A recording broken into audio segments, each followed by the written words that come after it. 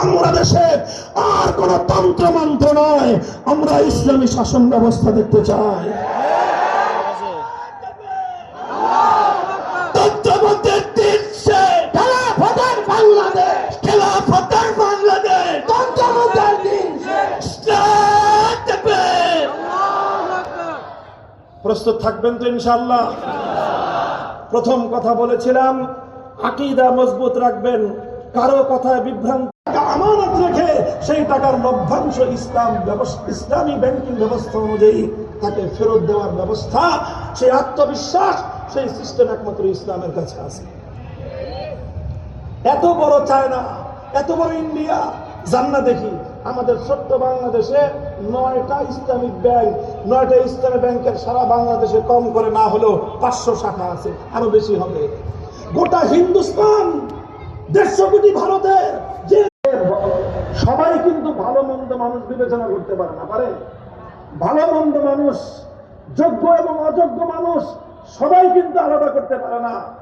যার মধ্যে এই রকম জ্ঞান আছে যে হ্যাঁ, এই লোকটা রাষ্ট্রপতি হলে দেশের জন্য ভালো হবে, এই লোকটা রাষ্ট্রপতি হলে জাতির জন্য ভালো হবে, যার মধ্যে এতটুকু জ্ঞান এবং যোগ্যতা আছে, প্রথম ক্রাইটেরিয়া।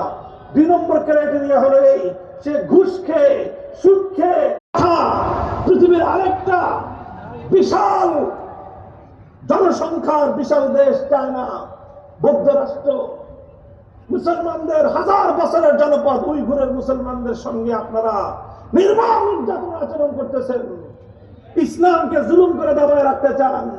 মিয়ানমার থেকে 1400 বছর 1300 বছরের প্রাচীন মুসলিম জনপদ, মুসলমানদের সেই রোহিঙ্গা জাতিকে মিয়ানমার থেকে আজও পর্যন্ত আমাদের এই চ্যালেঞ্জকে মিথ্যা প্রমাণ করে পৃথিবীর কোন ধর্মাবলম্বীদের পক্ষ দিয়ে কোন দাবি আজ পর্যন্ত আসতে পারে নাই, কিয়ামত পর্যন্ত আসার সুযোগ নেই।